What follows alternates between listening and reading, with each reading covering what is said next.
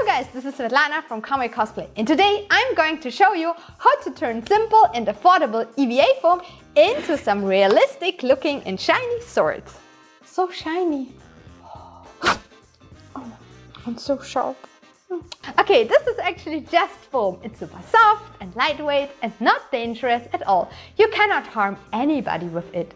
Or can you?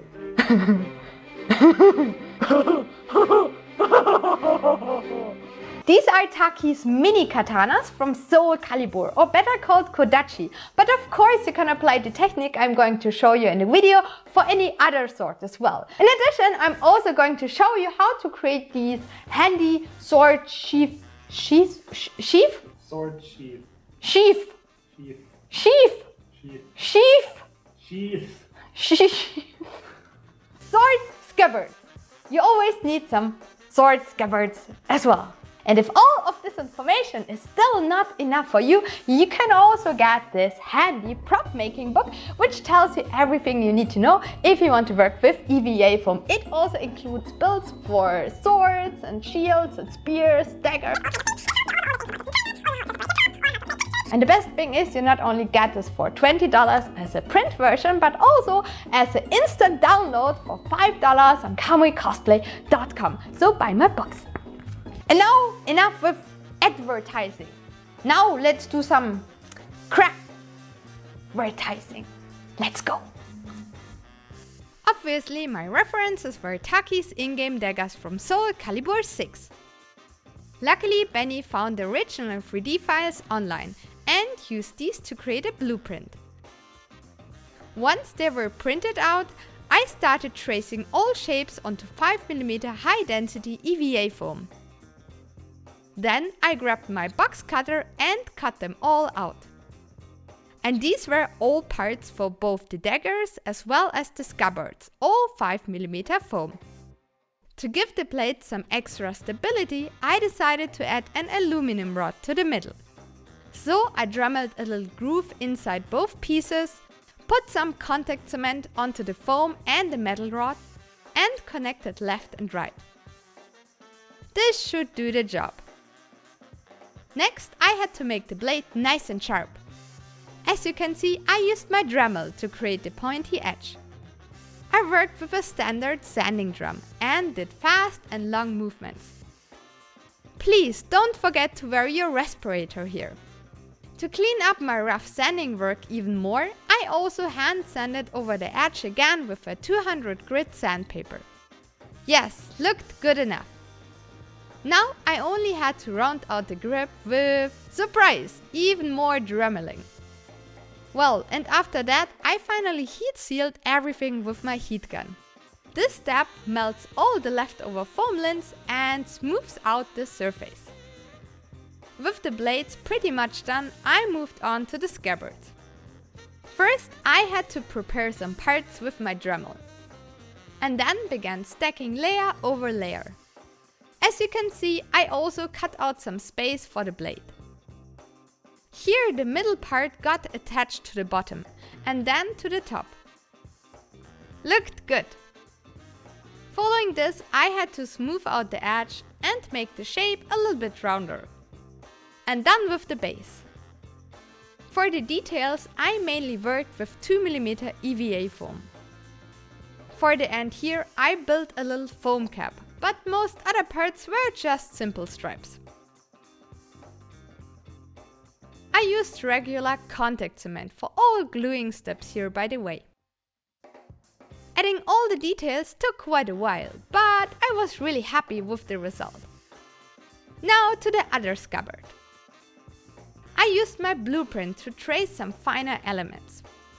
By cutting the drawing into smaller parts, I was able to stay pretty close to the reference. Wonder what's the black stuff? That's actually foam clay, pretty amazing for easy sculpting work like this. Just keep it wet and you are able to turn it into anything you want. Well, and so far for scabbard number 2, done as well. These were all the finished foam parts. As you can see, the blade fits perfectly. Next up was priming and painting. First though, it was Benni's turn to smooth out all the little foam imperfections. For this he used a product called Quick Seal. He added some onto his finger and spread it over my glue seams. Then he smoothed it out with water and, once dry, gave it another pass. Afterwards he brushed on 3 thick layers of flex bond to prime the foam. Doing this by hand took some time, but the result was very nice and super shiny. All that was missing now was a convincing metal paint job. For this he grabbed his airbrush and covered the blade in a glossy black first. Then, to create a shiny and reflective blade, he applied a color called all-clad chrome. Benni actually made a full video about this paint, which you can watch by clicking on the little info icon. After this, he stuck on some masking tape that he cut in a wavy shape and sprayed over it with a darker silver color.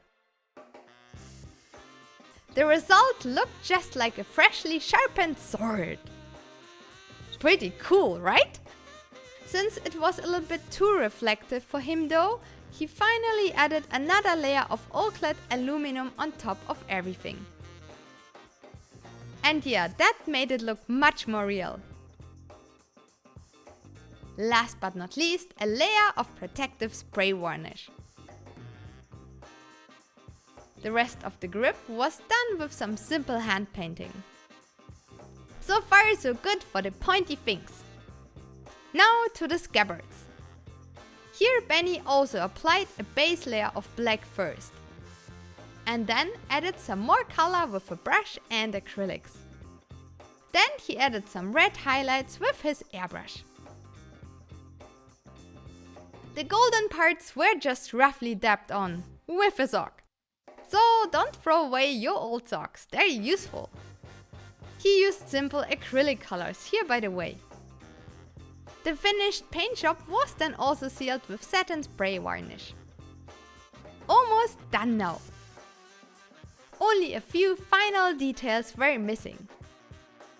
First, Benni had to add some traditional bindings around the grip. This step took quite a bit of time and even more YouTube tutorials to figure out. But the result looked really great. Then Benni drew on the signs for this weird magic paper seal and then filled them carefully with black paint. Once done, he attached it with super glue. He also used super glue for the golden rope at the very end. Well, and this is how we made Taki swords. Pretty easy, right?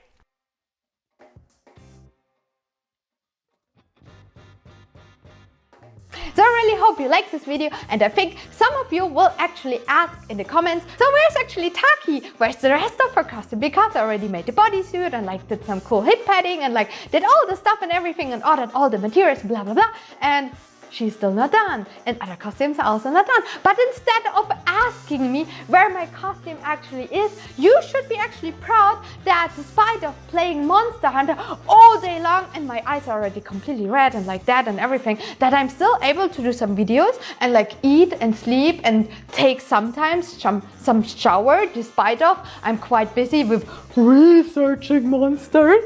And yeah, maybe I'm a little bit busy, and maybe Taki will need some time. So let me play. See you next time. Bye bye.